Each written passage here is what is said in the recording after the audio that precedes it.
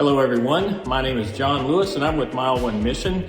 And today I'm in Happy Valley-Goose Bay, Labrador, and I have a very special guest with me today. This is the Reverend Tremblett. She is the priest in charge here at St. Andrew's Anglican Church. And I welcome you. Thank you for talking with me today. Well, thank you for asking me to do this. I just wanted to ask you a few things about living here in Happy Valley-Goose Bay. What would you say that you enjoy the most about living here? Well, I just moved here this past September with my husband, and I am from Newfoundland, and he is from Ontario, so we didn't really know what to expect when we moved here, but it has just been beautiful. Like, one of the main things that I've noticed is like the landscape is absolutely amazing. The sunrises and the sunsets, I've never seen anything like them before. I'm from Newfoundland, so I grew up around a very beautiful place, but Labrador's beauty is just something totally different. It really makes me appreciate God's creation. But some of the other things that I've really enjoyed about being here is, I think because we're so far away from other people, that all the people here, they really rely on each other. Like, we need to rely on each other to get what we need. So it's that sense of community that is really important, I think, one of the really important things about living here. And I've learned to cross-country ski, which is something I didn't get to do where I was before. So that has been an awesome experience. And Goose Bay has actually reacquainted me with a world that I used to be a part of, which is figure skating. I love figure skating, and here I've gotten the opportunity to volunteer with them again. And one of the really important things and really great things about doing ministry here is Goose Bay itself has given me a life outside of ministry, which I think is really important in a rural town where it would be very easy to focus on the thing right in front of you because there's way less that is grabbing your attention outside. So I think Goose Bay has given me that, which I'm very, very grateful for. Okay, yeah, awesome. Can you see the northern lights here?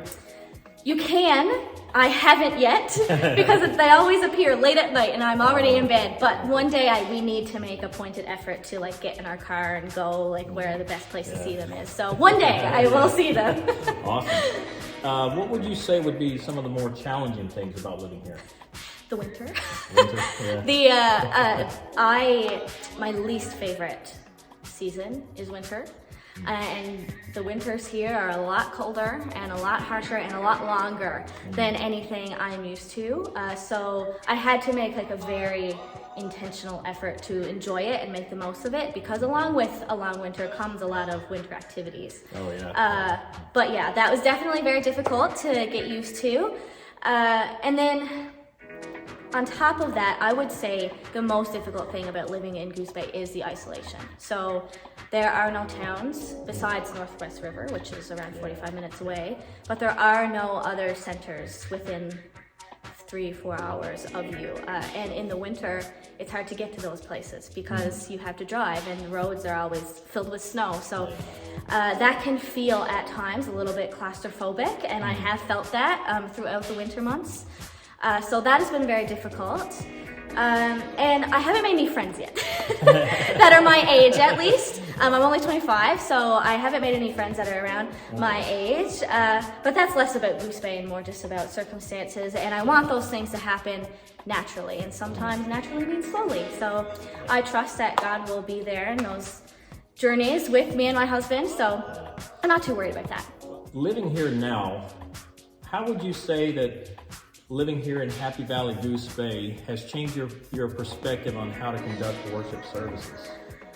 Well, since this is my first church position after seminary, I would say right away, the first thing I realized, which people who have already been in ministry probably already know, is that your ideal worship service never plays out in reality. And that's something that you have to learn to be okay with. And I think that the other thing that I've realized is that in a church, especially like St. Andrew's, which is pretty old, there are traditions in worship that exist that probably wouldn't be a good idea to change. So me, I have this mission and church planting background, and my instinct is to go in and be like, oh, let's do this and this and this. But that's not necessarily the approach I've been able to take here, because tradition is important and tradition is valued by my congregation. And then the other thing that I think that has changed my perspective on church services is the culture of the town. And like, I don't really mean that in a bad way, it's just different. Yeah. And here, people cherish their time with their families and their ability to go outside and participate in outdoor activities, and those things happen on weekends. They go to their cabins on the weekends, so they're not available for Sunday morning worship. And they go hunting and fishing, and those things happen on weekends. And that means that certain churches at certain times of the year will just have way less people. So I think for me, it's thinking about, well, the literal time of the week that we have worship services probably should change.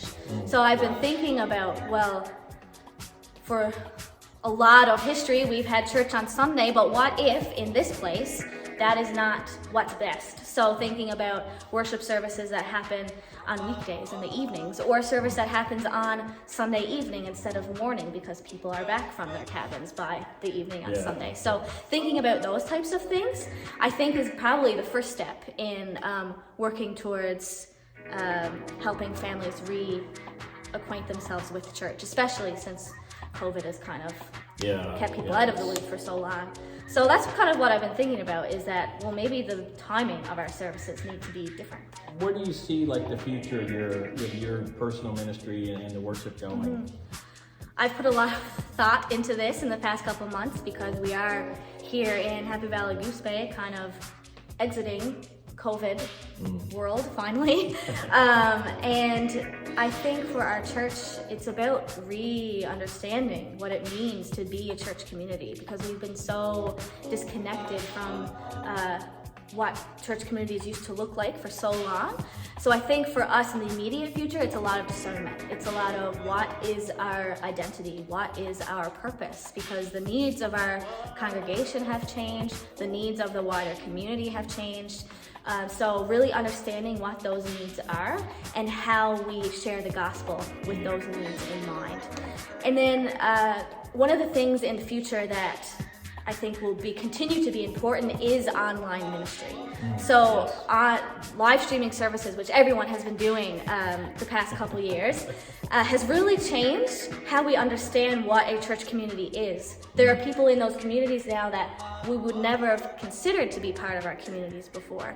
So I think our online ministry needs to go beyond streaming our services, and like, how do we conduct like Bible studies or prayer groups or other things online that we perhaps wouldn't have considered going online before, and how to connect with those people, because and we've even seen weddings and funerals now broadcast. Exactly. For those who may not feel safe coming out. I did that for my wedding. Oh, did you? Yeah, I did. Okay, Yeah. So it's about like connecting with those people, because church is connection. Church is relationship. Without that, are we really a community? So making sure we reach those people.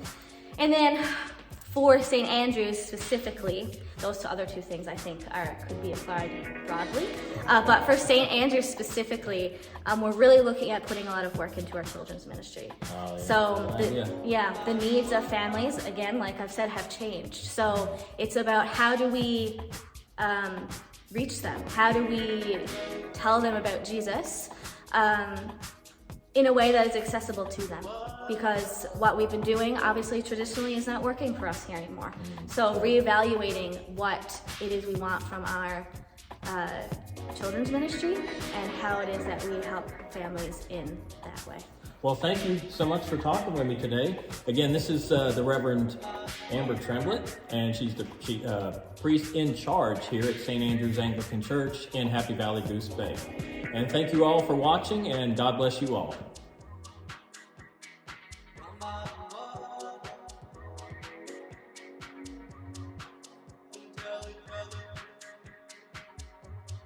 Let's see. This looks good. I think you could stand up. You think? You don't think it'll look too odd? No. I think it's fine. Okay.